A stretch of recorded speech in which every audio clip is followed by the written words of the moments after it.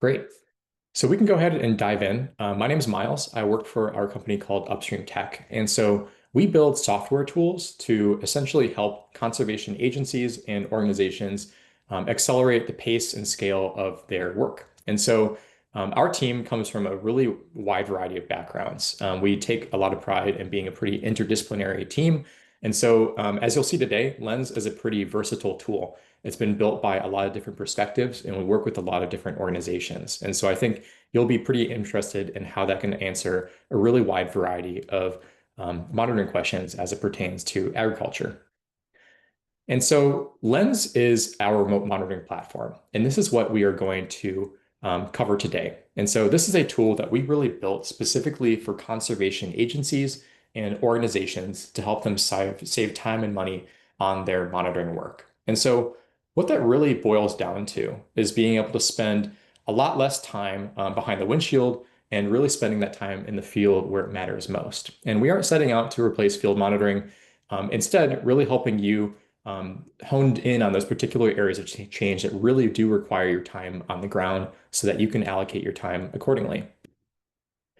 And so we work with over 300 different organizations at a lot of different levels of government and across lots of different types of conservation organizations. And so we work with state and federal agencies like NRCS, Forest Service, et cetera.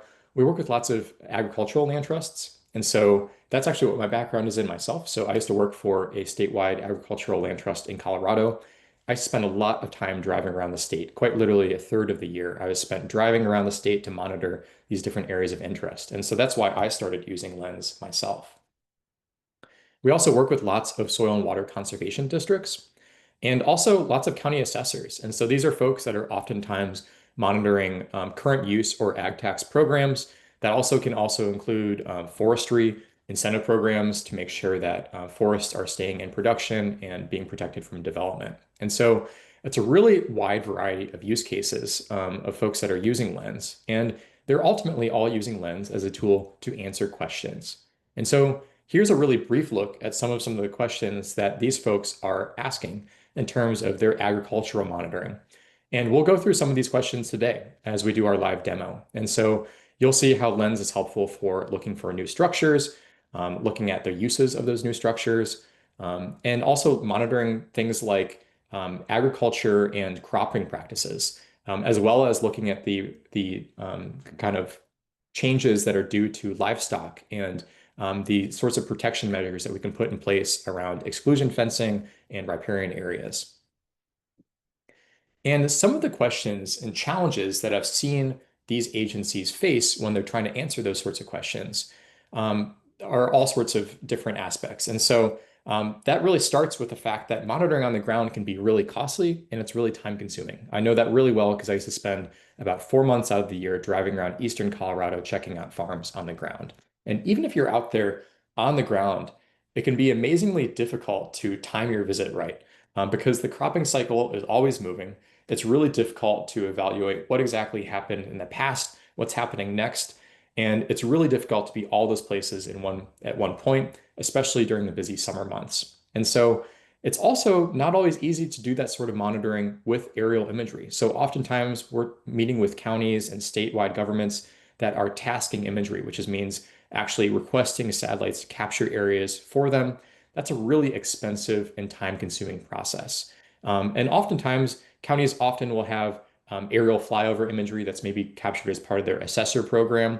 Usually that's captured around the first of the year, which is really helpful from an assessment standpoint, but is a lot less helpful for determining whether a field was in rotation that past summer or really trying to evaluate what's been happening in terms of ag practices during those growing seasons. And another challenge is that applying those practices to a single parcel for monitoring is one thing, but applying that across thousands across your entire county and understanding those sorts of trends at scale, that's a really tricky thing to do. And so some of the ways that Lens is different from other platforms that are on the market, and certainly different from doing business as usual with on-the-ground monitoring, is that we are essentially aggregating dozens of commercial and public data sources into one place. And so our goal is to make it as easy as possible for you to interact with those different imagery sources so that you can answer the questions that you're hoping to answer. And so, um, as I mentioned, we are also pulling in commercial imagery sources from a bunch of different vendors.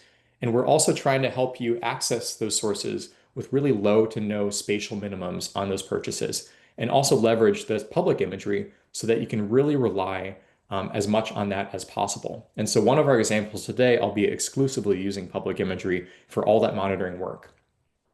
Lens is also really a great tool for understanding really years of cropping cycles. And so today we'll spend a lot of time with our analysis tool and using that to understand the past decade or so of harvests, of cover cropping, etc. And Lens is also really helpful for taking those sorts of trends at a field level and applying that to understanding those trends across thousands or hundreds of fields at once. And so for those of you that are managing statewide or countywide programs and wanting to evaluate the adoption of various soil health programs, this is a really effective tool for managing that at scale as well. And regardless, whether you're in a county or a state, there's too much land out there to manually monitor. And so our goal is to support you with automated tools as well that can really help notify you of changes in parcel ownership, harvest timing, cover cropping, cover crop termination, and other things that might be interesting and helpful for you to have another second set of eyes on throughout the entire year. And so, as I mentioned, we're pulling in a bunch of different commercial and public data sources into one place, and you can access these through Lens with really low to no spatial minimum requirements. And this analysis tool is what we'll be spending a lot of time on today. And so this would allow you to understand these sorts of trends across time, whether you're looking at an individual field or an entire larger area. And so this is a really helpful tool for determining the timing of events, such as a new driveway or a new silo that was installed, or understanding ag trends like cover cropping trends, harvest, etc., even termination dates of cover crops. So today we're going to be walking through two examples in Lens, and I hope that this can give you a sense of the pretty wide variety of scale that Lens is helpful with monitoring. So first we'll start small with a small farm visit to a family farm out in Maryland. And so this is about a 200-acre area.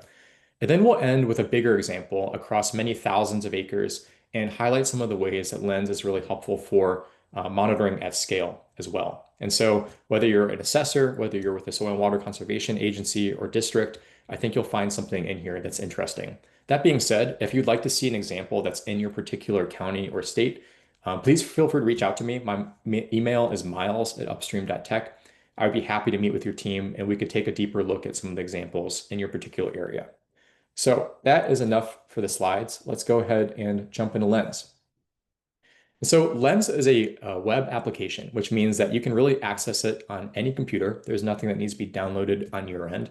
And I really want to emphasize right off the bat that Lens is a tool that we built to be as easy to use as possible. And so there's a whole spectrum of geospatial tools out there, going from the really technical and advanced tools to really easy to use. We intentionally built Lens to be used by anyone on your team, regardless of whether they have GIS experience or not.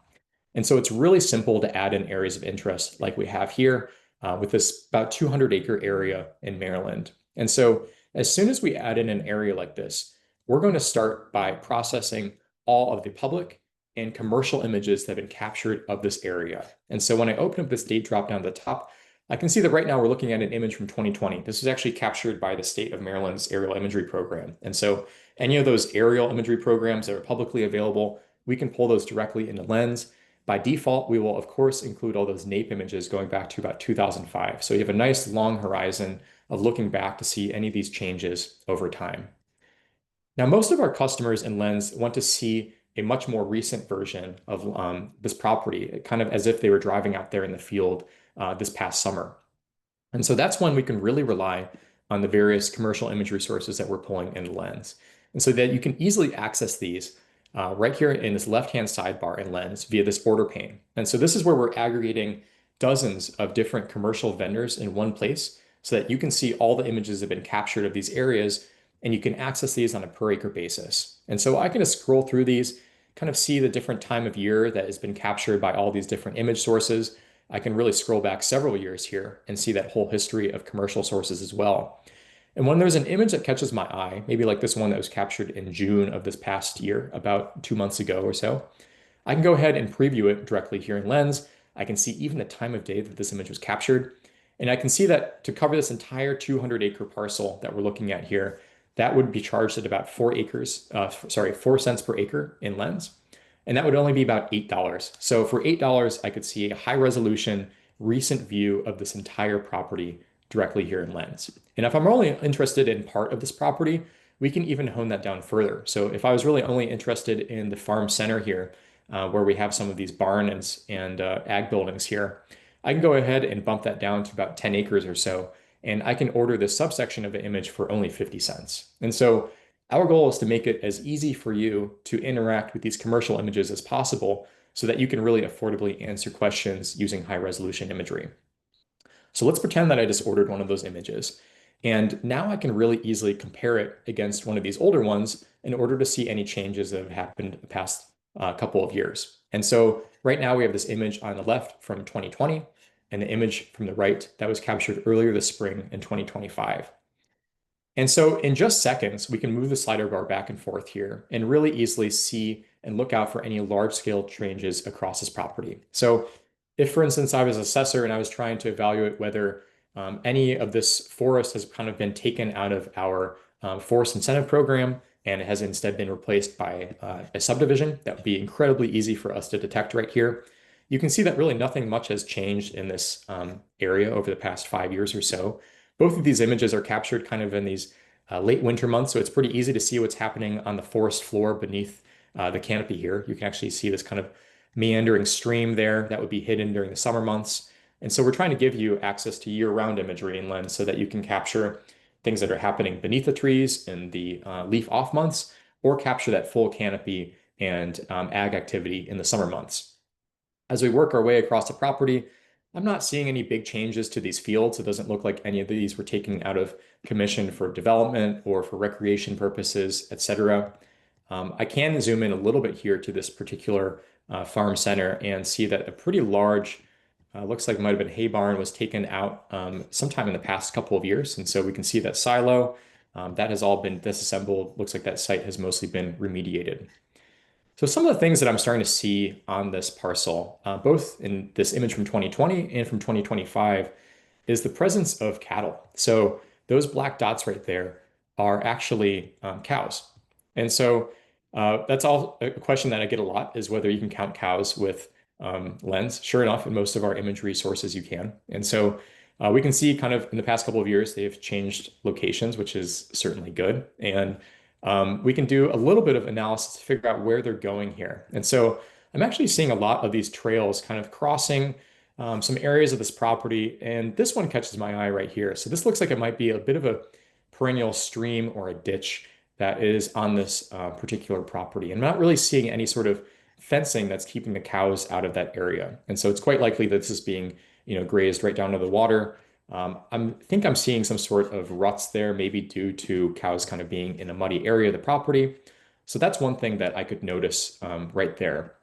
Now contrast that to this riparian area that we have right at the base of this property here. And so I can tell that this is actually fenced in. And so back in 2015, I actually know the backstory of this project. Back in 2015, this is called North Stirrup Run, and this was a big restoration project. And as part of that project, they put up fencing here to exclude the cattle from this area of stream. And so they also did quite a bit of planting in this area. So in the years since, you can really see the growth of a lot of woody vegetation in this excluded area here. And so it seems like it's been pretty successful for keeping the cattle out of this area. Looks like they also installed kind of this consolidated crossing zone here. So the cattle aren't kind of crossing all over this stream corridor here. It's a little difficult for me to tell with this resolution whether there's a culvert in there or this is just a stream crossing. We're also seeing a couple of these look like stock tanks. And so in both of these images, you're able to see that there's a stock tank that's present there. Looks like there's actually a concrete pad or maybe a gravel pad around that. So that's a pretty good sign that that's reducing the amount of mud and trampling in that area, and hopefully reducing the amount of sediment that's ending up in this watershed pretty close by. So this is pretty visible with the resolutions that we're looking at right now, which is about a 50 centimeter image. However, in Lens, you can access imagery all the way down to 15 centimeters. And so Now we're going to take a look at that imagery. And so this is imagery that we derive from near map imagery, and it's really exciting imagery to look at just because of what you can see here. And so as I zoom in on some of these areas, we're able to actually see a lot more detail of this fence now. We can see that there's actually a couple of these H braces that are particularly popular around these areas where this is changing orientation along this fence line. Looks like this is almost certainly a culvert. This seems like it's a bit raised from some of these lower lying areas to the left or the right of this little bridge crossing here. As I scroll over here, I can see that indeed this particular um, stock tank area here has been protected by, looks like definitely a concrete pad, but we are seeing a lot of trampling in this area. So this certainly seems like this is a seasonal spring or a stream of some sort that is certainly bringing moisture into this area, seeing a lot of mud in that area pretty close to the stream corridor. So maybe this is an area that we want to prioritize for some exclusion fencing. You can even see some ruts and water standing in those ruts on this little farm lane right here. So these sorts of observations that I'm making here in Lens, you can save these as notes to really easily document what exactly you're seeing. And so when I open up this notes pane, I'm able to see years and years of my colleagues' observations on what they're seeing around this different property here. And so when I click on one of these notes, it would take me to that exact area that my colleague kind of selected. It would show me the image or images that they were viewing when they made that observation. And so it's really easy to really show your work with the monitoring that you're doing in Lens and easily keep track of these sorts of locations as notes in your account.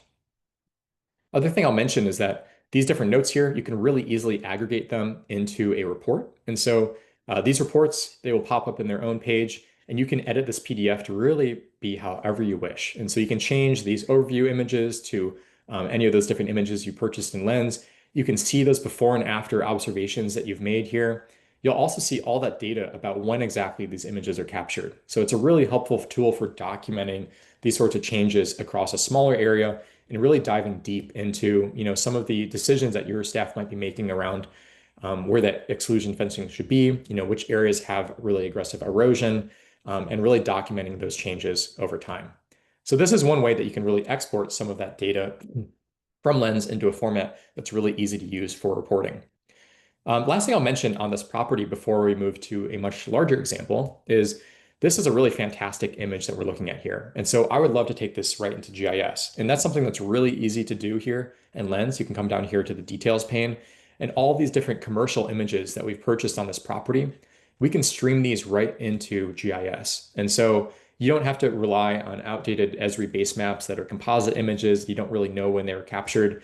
Instead, you can use these really crisp, high resolution, and recent images for your map making. And so if you're heading out there in the field, you can download this as a GeoTIFF oftentimes, depending on the vendor. And all of our commercial sources we can stream directly into GIS via a WMTS connection. And so that would be full resolution. It's really easy to set up, and our staff can help you with that. Other thing I'll just mention here is that if you have any questions about the width of riparian buffers or things like that, we can also use our measure tool here to really easily get those measurements in here in Lens and then ultimately use those in our documentation for any observations. So that's kind of the basics of using Lens in terms of high resolution imagery, ordering that imagery in Lens, using compare mode, and creating notes and reports. And so next, I want to take this up another notch to a much larger property and really take a look at some of those trends that you can use Lens to understand. And so this is a pretty large area of Eastern Colorado that we're currently looking at. This is an area I used to spend a lot of time driving around. And so here we can also see this tax parcel data that we are pulling into Lens. And so this gives you really easy visibility in all counties into the tax parcel data for each of these different areas. And so it saves one step for your staff to not have to be going back and forth between a bunch of different county assessor sites. And so this is a pretty enormous area of Colorado. We're seeing these different center pivots here in this true color imagery. So right now we're looking at a commercial image compared against a past NAPE image. And while it's a little bit helpful to see what's been happening across these pivots over time, it doesn't really tell me a full story. And I really have the same challenges as if I drove out here on this day in July of 2024 and was looking at this pivot right here and wondering, was this harvested 2 weeks ago? Has it been fallow for 3 years? What's the story? And it's a little hard to tell that when you're looking at these high resolution images on just two data points. And so that's when we leverage thousands of data points with our analysis tool and public imagery. And so when I open up this analysis tool, that allows me to really hone in on a particular area of land. And so in this case, I might be interested in really taking a deeper dive into the crop history of this particular parcel here. And so I can simply select that area here. I can also get my area estimation. So that's about 125 acre center pivot right there. So that's probably handy for us to just have a sense of scale.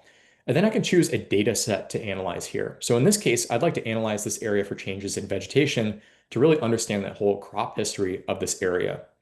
And so when I open up this graph here, this is going to tell us a pretty interesting story. So let's walk through this together. So zooming in on around 2016 or so, this is actually shortly after these satellites went into orbit. These are public satellites, and so that means they're always capturing, and that data is always available every 3 to 5 days in lens, depending on cloud cover. And so going back to these early years, we can see that these vegetation values are kind of only halfway up the graph here. And looks like that really persisted for a couple of years before this really took off. And so to answer the question of why that is, I can simply click on one of those data points. That's going to bring us to this underlying data point and really show us that actual image that is behind that data. And so here we can see that only half of this pivot was actually in production. So that's why it could really only be halfway up the graph here. Compare that to a couple years later, when in July of 2022 here, or 2021, this was clearly fully irrigated and fully planted. And so it's really easy for us to see that, okay, there's a pretty stark difference here in these couple of years. As we zoom in a little bit, we can kind of see that the next year, this field actually remained fallow through that entire growing season. So it seems like there was really no sort of cover cropping that was done either that winter or that next summer. Looks like, however, it was cover cropped starting in around, we're starting to see some green up in around early October of 2022. And so that's when this vegetation curve starts to go up a little bit. You can see these white dots right down here at the bottom. This is actually showing us when there is snow on this field. And so there's snow on this field from January until it looks like probably the end of February. And then we have, again, visibility into that cover crop that was left there. Looks like this was probably maybe not terminated, or it was terminated, and then the actual crop was harvested later that June. And so we can really just scroll through here and get this amazingly complete picture of what's been happening on this particular pivot over the past couple of decades. So if you're an assessor and you're wondering whether this has been in production or not, you can simply click between a couple of these data points using completely public and free imagery and answer those questions in seconds. If you're trying to understand whether this has been cover cropped and is eligible for your soil health program, that's something that you can analyze here in literally just seconds as well. And so again, clicking on any of these data points really brings us into a whole nother level of understanding to see this entire cropping history and understand thousands of data points that have been captured over the past 10 years or so, all the way up to the past couple of days. So this most recent capture here was just about a week ago. And so we can see that this field is certainly fallow right now compared to most of these other fields in the area. And so it's really easy for us to see those, this production both at scale really zoomed out here across thousands of acres, but also really honing in on particular fields like we have here. Now, some of the specific questions I've gotten from folks recently, especially some folks in Virginia I was talking with recently that might be on the call today, was whether we could use Lens to evaluate the planting and termination dates of cover crops, and also whether you could use Lens to estimate the percent ground cover of those cover crop, as well as the biomass of that cover crop as well. And so let's take a little bit of a short deep dive on that really quickly here. And so if I edit this chart, I can come back here and analyze this, come back to one of these dates in the past when this was certainly cover cropped. So you can see that this is actually only one of the few fields in this area that was cover cropped on this date. And let's say I want to estimate how many acres here are really planted with cover crops. Well, I can use our pixel tool here to actually look at these pixel values in these areas that are definitely cover cropped, and then some of these areas that are a bit lighter. So like in this area here, I'm not really sure if there's actually cover crop there or if that was a little light on the seeding. And so it looks like when there's cover crop present, we're typically floating around this 0.6 value up here. But then so we can come back to this analysis tool. select this entire pivot here, and actually calculate how many acres on this particular date and over the past couple of decades have really been cover cropped. And so I can then come down to this area and range tool, and I'm just going to bump this around that zero point 0.5 to 0.65 range. But then that's going to allow us to actually visualize on the map here the amount of acres that really meet that criteria. And so this is showing us and kind of only excluding those areas that don't seem like they were all that planted. And we can fully fill this in to make sure that we're capturing all that area that really is cover cropped. I can now analyze that. And then when I zoom in on this graph here, I can see exactly how many acres meet that criteria. So I can see that about 96% of this pivot, or about 119 acres, was fully cover cropped back here in November of 2022. And I can see that that is also the peak cover cropping of that particular year. That hasn't really been matched since some of those kind of midsummer cash crop sessions. And so we can also see that back here in November of 2024, about 38% of this pivot was cover cropped. So that's a really great way to get some metrics there in terms of percentages. If we wanted to dive a little deeper into the actual biomass of what's come off of this pivot in the past couple of years, we can actually use NDVI as a little bit of a proxy for looking at biomass. And so in this case, I could just simply select this field here. And then we can analyze this again for average value. And then we can look at this year over year to understand how each of these different growing seasons have actually compared to one another. And so if we look at the cumulative values here and then analyze this particular pivot, you can see how each of these different growing seasons actually stack up against one another. And so we can kind of filter this out and then take a deeper dive at a couple of them. So we could look at, for instance, 2018 here. This is the cumulative values of vegetation that were happening in this particular pivot. Looks like this was maybe cover cropped in those early months, but compare that to 2025 when this was certainly cover cropped, and it's really had such a massive effect on those cumulative vegetation vigor values that have happened in this area. And so we do have some customers that are using this as a little bit of a proxy for looking at biomass. It would definitely take some on the ground work and a really good understanding of kind of some baseline levels. But I think it's a really helpful tool for understanding how those different trends can really compare against one another. Other thing I'll mention here is some of these thresholds that we've been tinkering with. We can automate this with our Lens Lookout tool to be a second set of eyes across your properties. And so when I open up this Lens Lookout pane here, you can see that we've actually been notified of lots of these parcels that have changed hands. And so we do have ownership change alerts.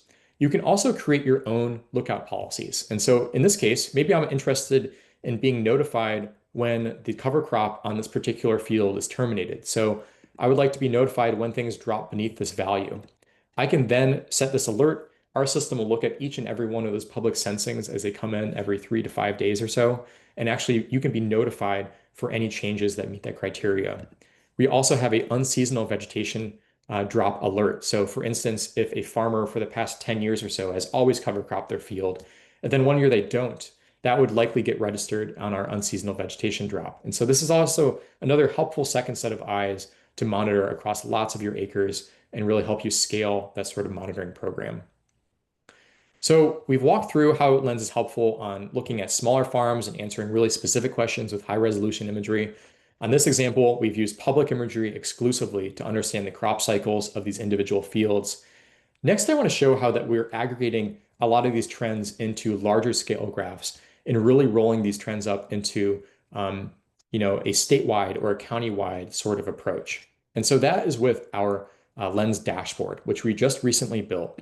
And our Lens dashboard is essentially a tool that is custom engineered for you by our engineers. And so, for instance, if you're managing a statewide program like a STAR program or something like that, that's hoping to really increase the amount of cover cropping that's happening across a state, you can have our engineers essentially take thousands of those parcels and then run our analysis tool across them to come up with this aggregated graph trend here that could show you how these trends have evolved over time.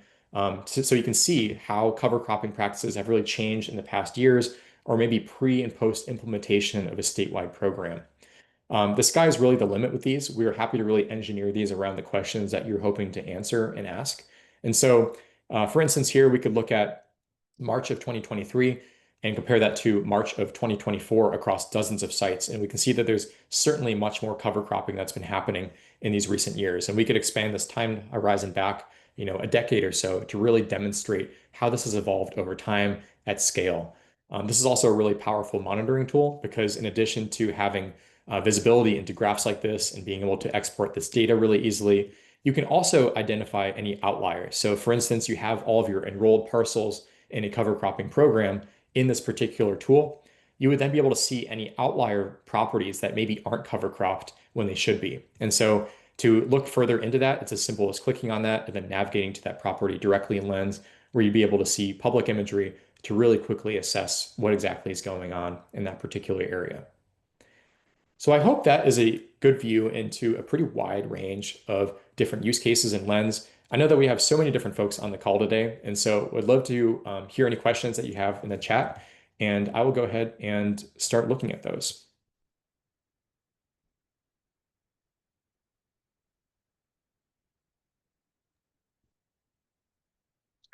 Thanks, Miles. I'll join you up here. Give you a very brief breather. That was a ton of information. Thanks for that. Hey, folks, I'm Kate Newton-Corral. I'm also on the Lens team, and I'll help just skim through some of our questions here for Miles. Miles, maybe I'll start with this one.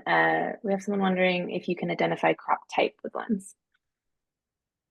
Yeah, great question. So it depends a little bit on the resolution. And if we go back to these center pivots here, I think some of the ways that I've seen folks identify crop type is number one, by just the temporal aspect of when these crops are planted and when they're harvested. I think folks that are familiar with these various areas can answer a lot of questions just based off of that. I would also mention that we do have lots of false color imagery in Lens. And so this imagery can be pretty helpful for distinguishing different types of plants from one another, given that they each kind of have different spectral signatures.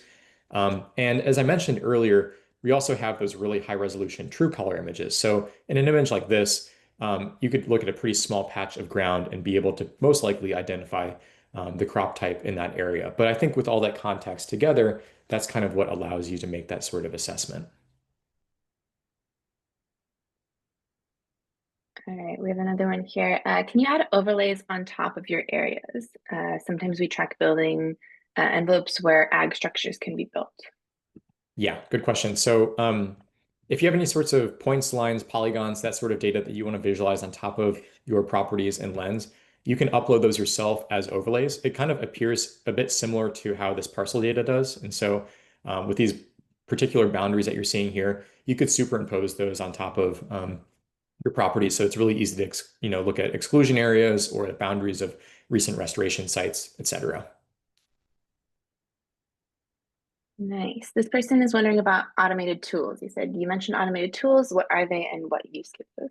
Yeah, that's a great question. So I'll go back to that lens lookout tool here. So that is really our key change detection tool. And so this is running currently on this property to look at change in parcel ownership.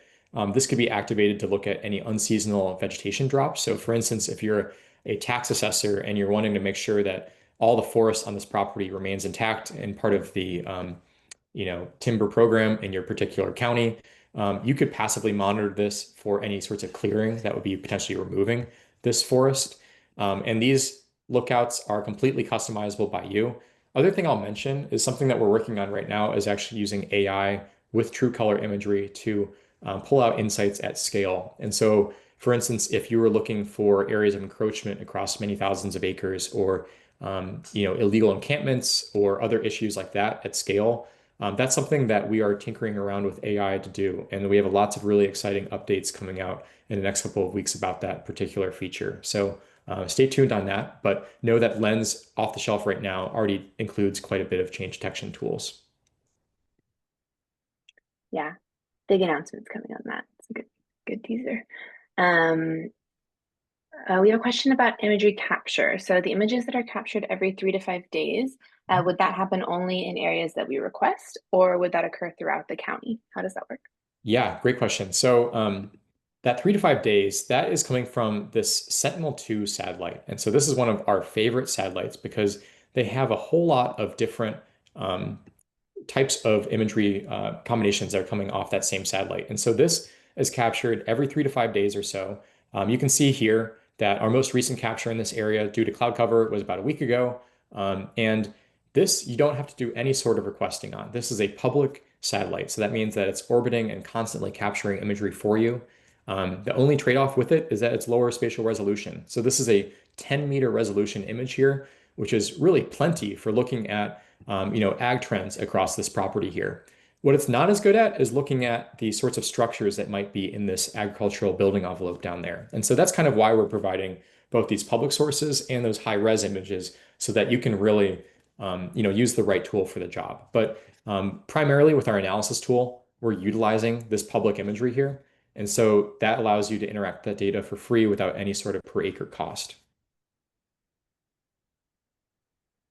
Nice. Do you envision this tool being used by project developers seeking credits under regenerative agriculture methodologies, such That's, as VM0042? that's a great question. Frankly, I would want to learn a bit more about kind of the granularity that would be required for that sort of accreditation and the credits that are required there. And frankly, I'm not all that familiar with it. So I would probably defer to someone else on our team, and I can follow up with you about that question. If you want to shoot me an email, miles@upstream.tech, I'd be happy to connect you with any folks on our team, as well as some other resources that we have about that. So I think I'll hold on fully answering that because I think I'd want to learn a little bit more about the sort of data that's required there. And we'll go ahead and drop Miles' email again in the chat and in our follow-up email too. So we'll make sure you have his contact. All right. Do you have any examples of how range condition can be assessed using these tools? It would be hard to disentangle changes due to climate management, but curious about any work you've done on this. Yeah, that's a great question. So the Nature Conservancy in California has been using Lens for years with their rangeland management program. And so they are some of the pioneers that were with using this analysis tool to estimate biomass over time via looking at those cumulative values. And so when I was using that example back here where I selected this area and then was looking at these cumulative values here, they're actually running this on rangeland as well to essentially come up with a proxy for the amount of residual dry matter that's left at the end of a growing season. And so there's lots of ways that you can tinker around with this data and some of the other tools that we have in Lens to do rangeland management work. I will say that particularly egregious cases of overgrazing are pretty visible in Lens.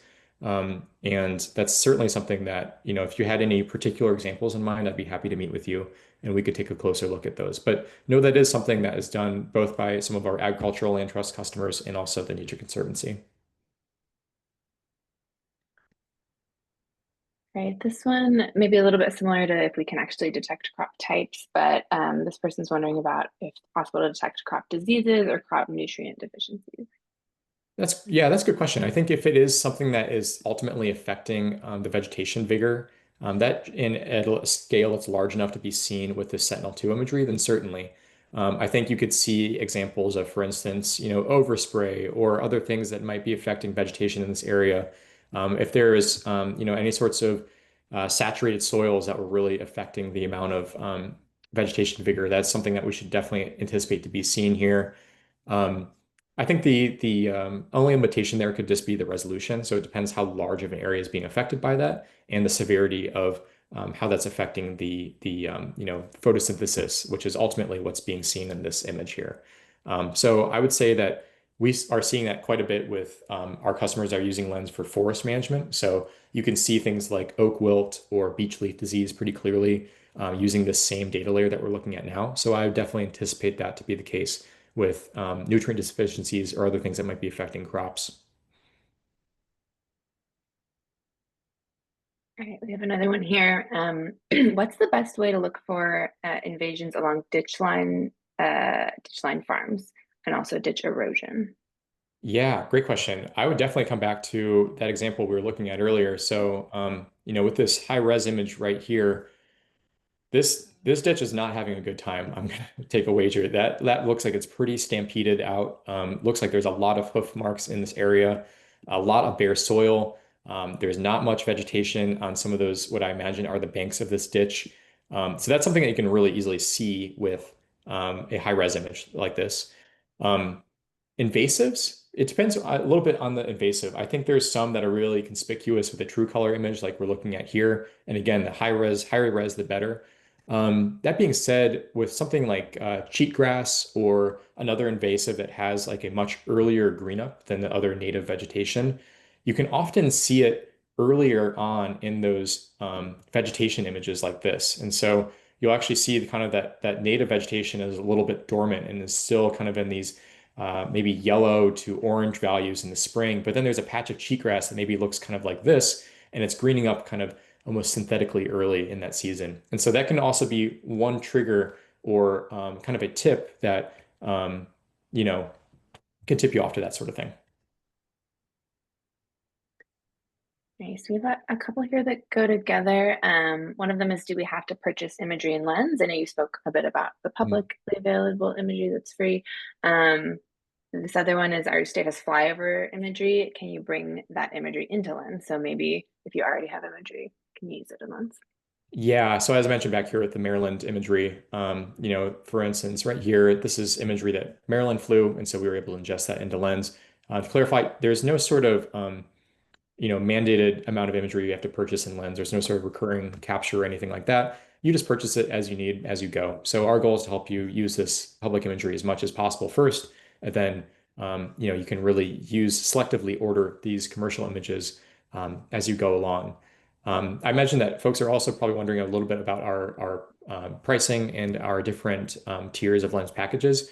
On our website, we have a couple of plans that are great for smaller organizations that are able to sign up for a off-the-shelf package and are good to go with kind of one of those Lens Standard or Lens Light plans. Oftentimes, when we work with state agencies, we are deploying that across lots of folks, and we are, working with them to have education programs, periodic check-ins, custom engineering work to, for instance, utilize this Lens dashboard tool. And usually those are in our enterprise packages, which we really scope those completely based on the needs of those customers. And so if you'd be interested in any of those different tiers, I'd be happy to chat with you. Again, my email is miles@upstream.tech. Um, we have both monthly and yearly subscriptions in case that's helpful for your particular program. And that's really your only cost beyond any image purchases that you would choose to make in Lens, which again are completely optional.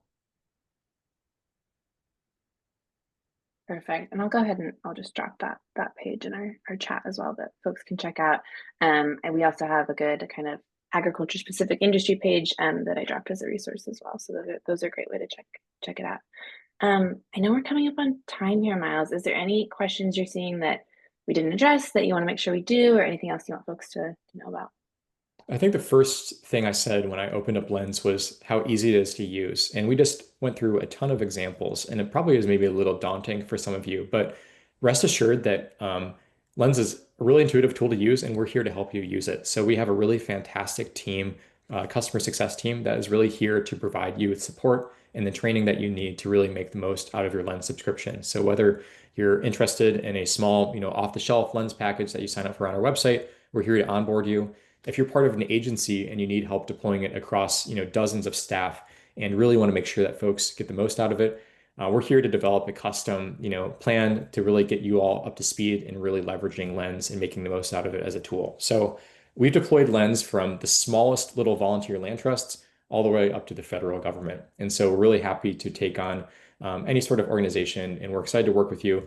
It's a really fantastic tool and it's very easy to use. So we're really excited to help you really accelerate the pace of your work.